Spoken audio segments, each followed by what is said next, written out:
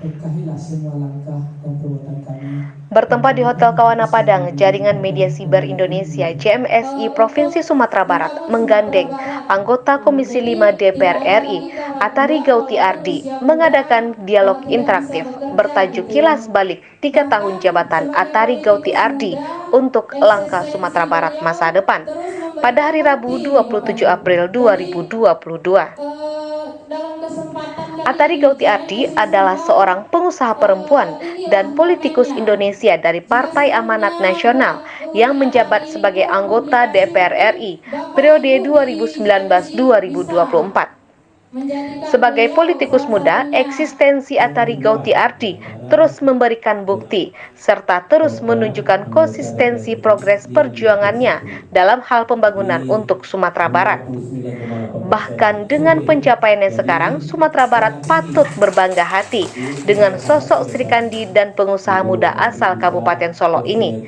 Berkat kepiawaian Atari di parlemen, sosok Atari Gauti Ardi berhasil membawa dana pokir ratusan miliar ke Sumatera Barat. Saya anak dari Pak Epyadi Asgar. Kalau beliau pasti sering viral ya, orangnya keras ya. Tapi perlu saya jelaskan kepada kawan-kawan media di sini bahwa kalau menilai orang jangan dari sepotong demi sepotong ya. Kita harus ambil seluruhnya, kita ambil beliau seperti apa. Perlu saya luruskan juga supaya mau meluruskan berita-berita yang simpang siur terhadap sosok ayah saya sendiri. Kalau mau tahu Pak Epyadi sebenarnya seperti apa, lihat saya. Saya ini produk beliau, ya, produk asli beliau yang dididik Tio Ari, diajak diskusi, ditanamkan nilai-nilai politik, itu saya produknya. Kalau orangnya keras, memang keras sekali. Tapi saya rasa orang-orang itu semua keras-keras ya. Udah biasa kita itu sebenarnya orang keras tuh udah biasa. Ya, cuma jarang ditampilkan aja. Beliau itu orangnya, saya juga meniru beliau, saya itu sama dengan beliau ya. Ini orangnya hitam-hitam putih-putih. Dalam politik ini kerja aja. Hitam-hitam putih-putih, nggak usah abu-abu. Nggak usah terlalu banyak ini itu saya belajar dari beliau.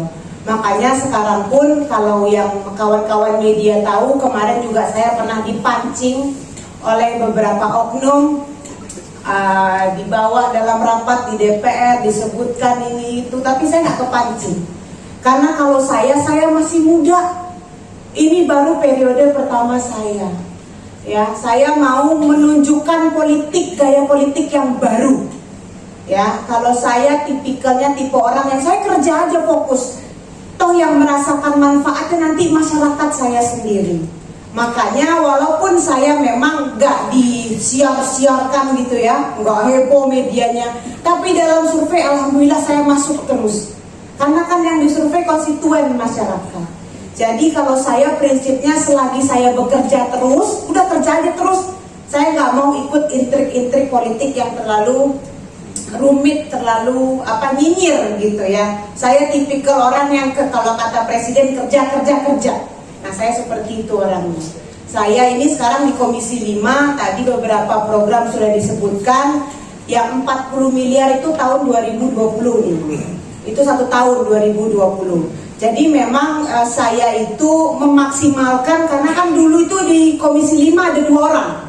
Ada saya dari Sumbar, itu ada juga Bang Adi Rizky, ada 2 dulu. Nah kalau sekarang saya sendiri. Kebetulan Bang Ade itu teman baik saya, beliau orang baik, saya akrab sekali dengan beliau di Komisi 9. Tapi saya ngobrol kemarin di WA, katanya mau pindah Komisi 5 lagi ya. Gak apa-apa, bagus. Sekarang saya sendiri lapor sama saya.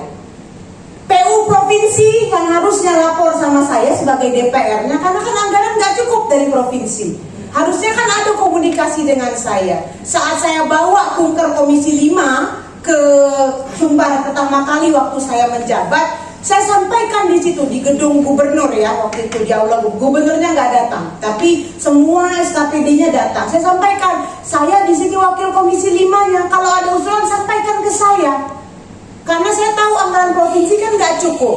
Perlu APBN ini gunanya punya anggota dewannya, terutama dari Komisi 5.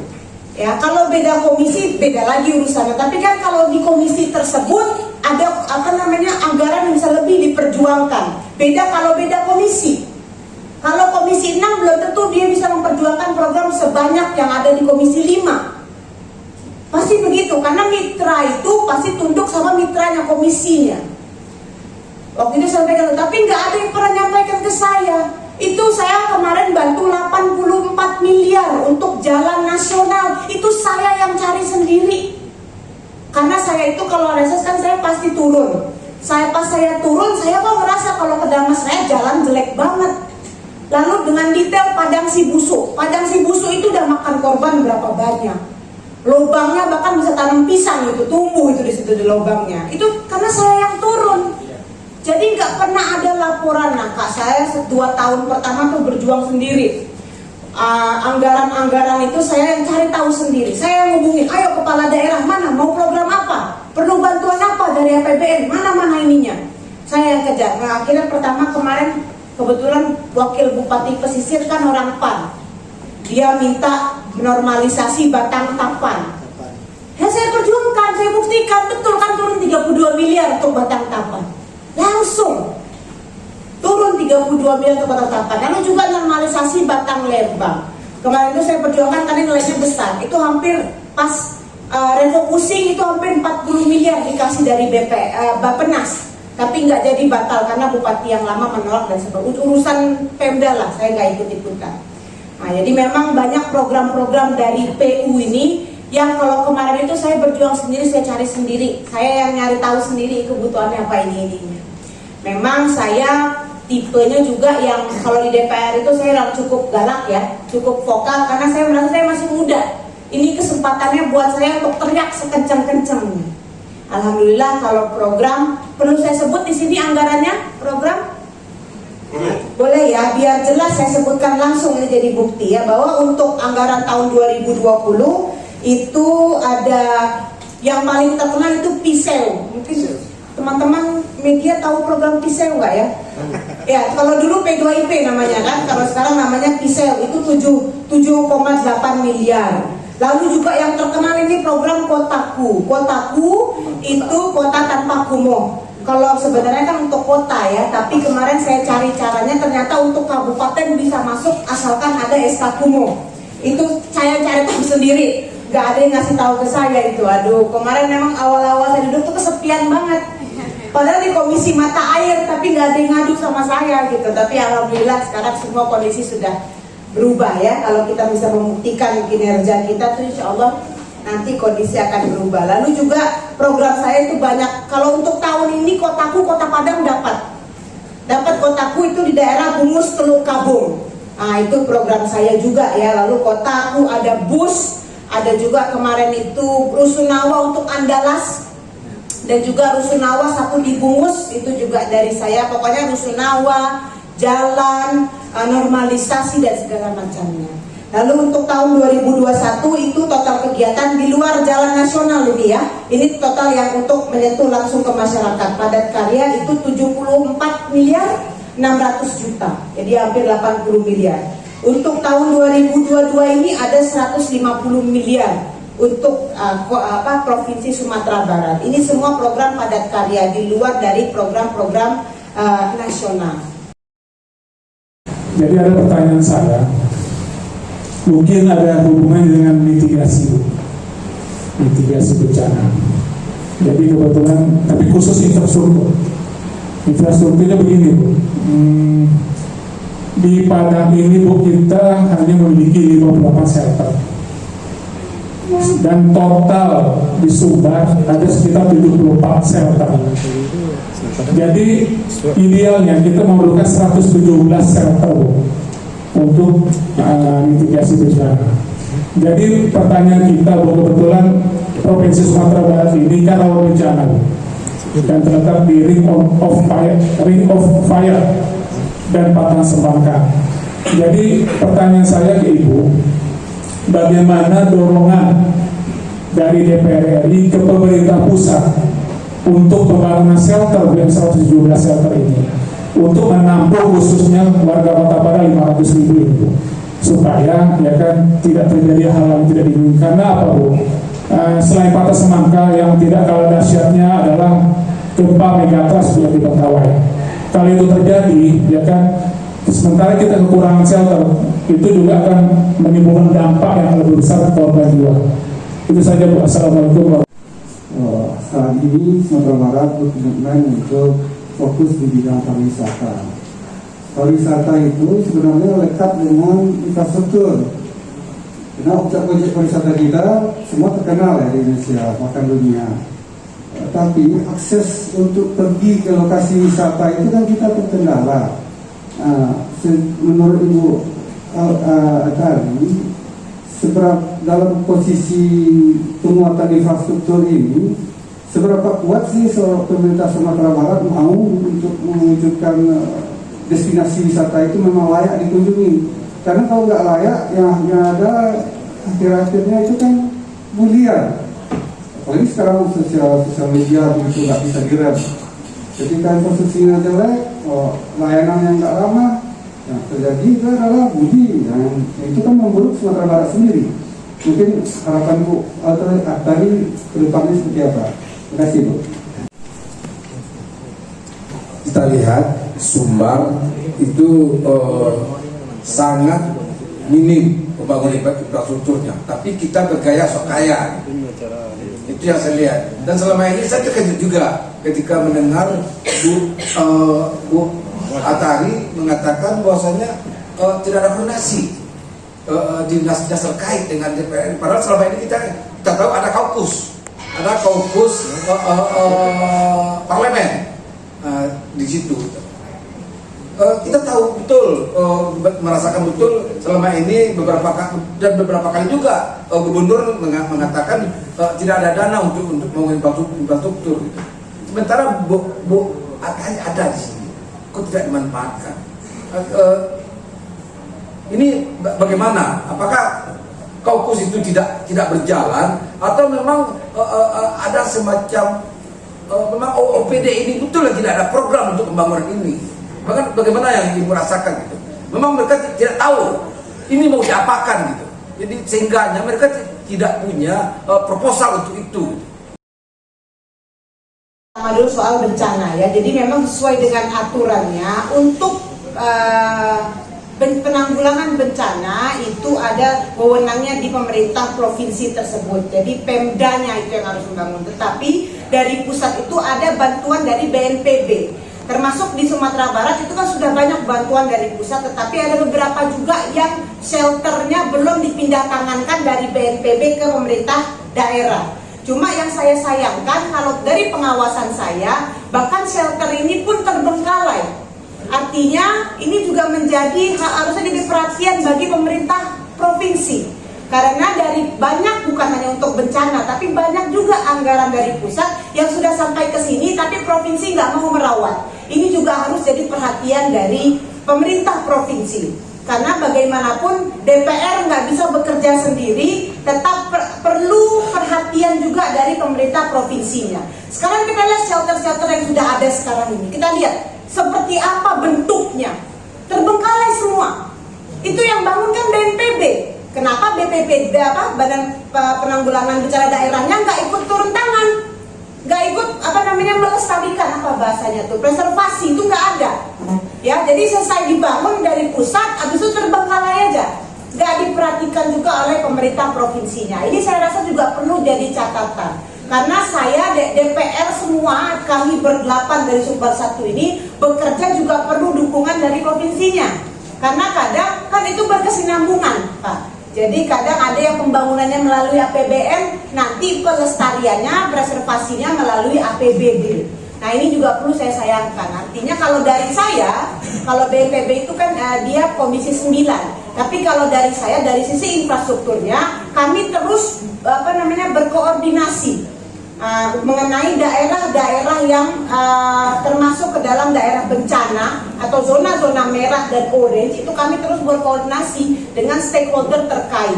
Makanya kalau saya kemarin itu kalau kunker-kunker pasti saya bawa ke daerah yang betul-betul perlu perhatian termasuk dalam sisi bencana. Ya, karena untuk infrastruktur sendiri kami juga memperhatikan hal tersebut. Kami ada BMKG, ada Basarnas, itu mitra saya juga. Mereka juga terus melaporkan ke kami di Komisi 5 mengenai kondisi keperluan yang ada di Sumatera Barat. Tapi kalau dari kami sampai segitu. Tapi kalau untuk yang lebih lanjutnya itu ada di BNPB. Saya rasa itu perlu jadi pertanyaan ke Komisi 9. Ya. Lalu pariwisata akses. Kalau harapan saya mengenai akses ini bukan hanya untuk pariwisata, karena ini masalahnya sama. Juga untuk pembangunan terminal. Jadi kalau pariwisata dan pembangunan terminal di Sumatera Barat ini rata-rata permasalahannya sama. Pasti aksesnya dan kegunaan dari tempat tersebut. Ya. Kalau misalnya kan kita ini daerah yang sebenarnya pariwisata bagus, iya bagus. Tapi kan kadang pemerintah kabupaten atau provinsinya nggak mau bangun pariwisatanya. Akhirnya dari pusat anggaran ditarik, aksesnya dibangun, tapi tempat wisatanya terbengkalai. Sekali lagi perlu kerjasama. Jadi dari pusatnya fokus membangun tempat tersebut atau terminal atau tempat wisata tersebut, tapi pemerintah kabupaten dan juga kota provinsi juga harus mau bangun. Kalau nggak menjadi prioritas bagi pemerintah daerah, maka APBN-nya jadinya sia-sia. Betul Pak tadi.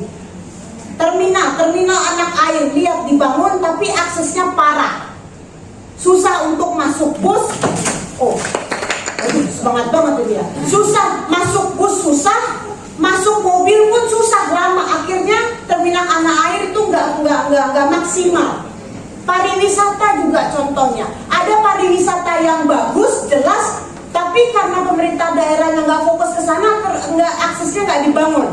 Justru menurut dia di sini yang bagus, akhirnya di situ aja difokuskan. Padahal belum tentu tempat pariwisatanya bagus. Ya, kalau saya aktif, karena saya yakin orang kita ini kalau pariwisatanya dibangun, pasti ekonominya kebangun juga.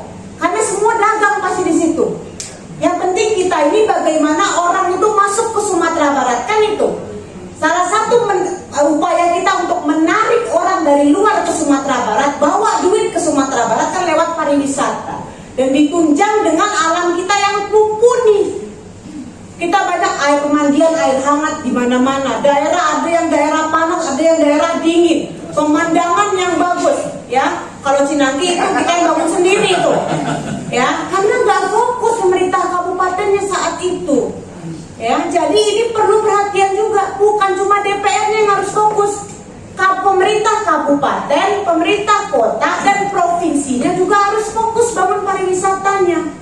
Kalau cuma setengah-setengah, dari DPR-nya udah serius, tiba-tiba di bawah nggak disambut, ya nggak bisa juga. Nggak bisa, jadi memang ini harus berkesinambungan. Makanya kalau saya itu banyak kerjasama dengan kepala daerah. Kerjasama dalam artian saya bangun komunikasi. Oke, perlu bantuan apa di situ? Kira-kira objek wisatanya apa?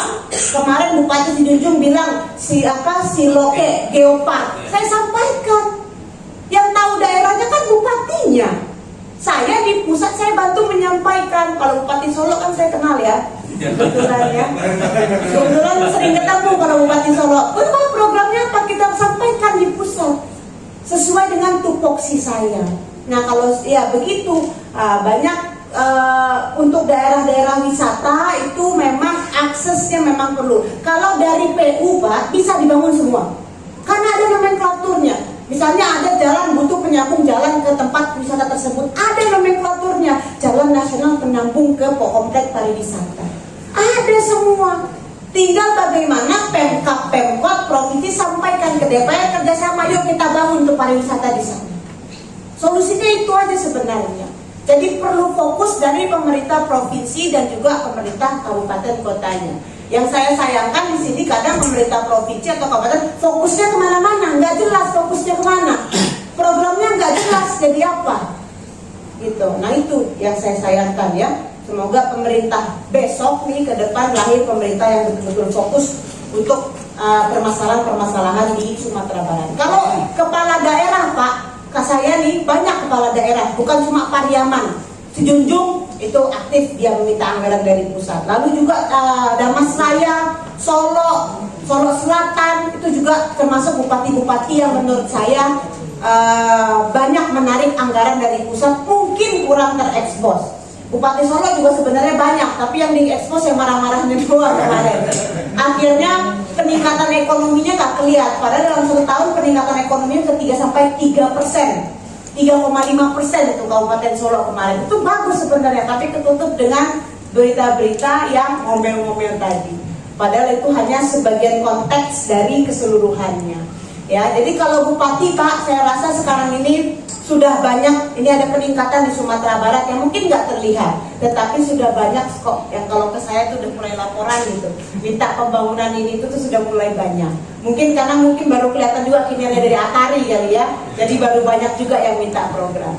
Ya, jadi itu Pak. Jadi saya bangga juga dengan kalau provinsi tetap belum ada yang komunikasi dengan saya. Nggak tahu, mungkin provinsi merasa lebih bisa sendiri ya. Tapi kalau pemerintah kabupaten kota, alhamdulillah Pak. Bahkan Sumbar 2 itu kemarin banyak sekali yang minta sama saya. Nah itu tuh sudah saya acungi jempol untuk kabupaten untuk provinsi Sumatera Barat, bupati-bupatinya gitu ya. Lalu ada lagi yang saya bingungin provinsi ini, nggak tahu kenapa ya, nggak pernah mau minta bantuan dari Komisi 5-nya DPR, nggak tahu. Mungkin merasa bisa langsung ke menteri kali. Ya tapi kan kalau menteri nggak didorong oleh anggota DPR kan nggak bisa juga.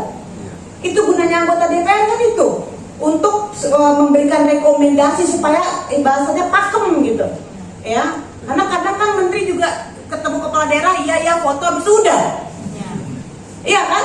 Coba lihat, pasti kalau itu kepala daerah ketemu menteri foto salaman foto udah.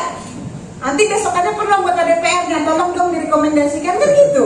Itu sejauh lalu gimana Kak, viral tuh di YouTube katanya, yang nge-view sampai 6 juta. Wih, keren nggak? Keren sih, tapi sedih. Terkenalnya karena hal yang negatif, gitu loh. Nah memang mereka yang bilang Kak, itu flyover si tinjau laut itu disuarakan dong Kak. Kata mereka saya tahu. Tapi kalau dari pemerintah provinsi saya belum dapat lapor. Makanya saya bilang tadi saya harus koordinasi dengan kepala daerah di situ. Kita termasuk Wali Kota Padang, Bupati Solo dan yang lainnya, itu harus dibicarakan sama-sama. Gitu. Untuk flyovernya sendiri saya itu baru jadi wacana mau saya perjuangkan. Cuma untuk mengenai teknisnya dan juga yang lainnya itu saya harus berbicara dengan pemerintah daerah dan juga stakeholder terkait masalah ini. Tapi memang ini udah jadi perhatian. Cuma karena ini kita lagi, kalau dari pusat sebenarnya PU ini sedang fokusnya pemindahan ibu kota. Kalau semua teman-teman tahu pasti kan anggaran pemindahan ibu kota ditumpangkan semua ke PUPR. Sedangkan di PUPR nggak ada anggarannya. Ya, jadi memang kalau untuk flyover ini itu perlu perjuangan yang ekstra itu, termasuk juga dari pemerintah daerahnya. Ya tapi nanti itu akan saya perjuangkan.